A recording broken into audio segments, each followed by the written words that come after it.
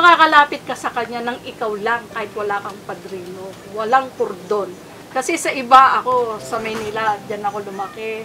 Kahit na hindi nyo tinatanong, naging labas-masok ako sa Kongreso, sa Senado, yung mga ganyan. Nakikita ko pagka talagang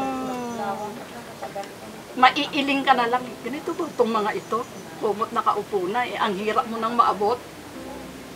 Pero sa kanya hindi ko nakita. Madali siyang abutin. Ayun yun yung totoo. Walang halong kaplastikan dahil tumutulong siya rito. Ayun yung nakita ko. Every year we sacrifice, we do our best to do the fundraising so that we have the money to help for the kids. And not only the kids, but also our parents that cannot afford to pay or buy their own medicine.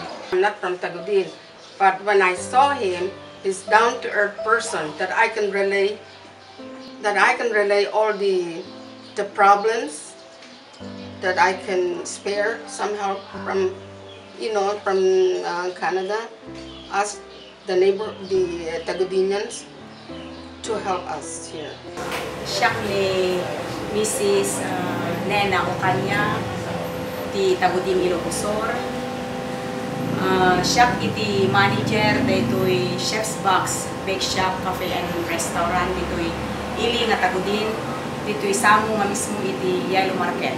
Makita mo dito'y manikod dito'y sumrat dito'y biyo nga agpamyanan, adun tek patatakderan ditan iti adu nga nagnegosyo na. Makita da nga talaga nga progreso iti Tagudin. Nasaya at launay na plano namot iti agpangato.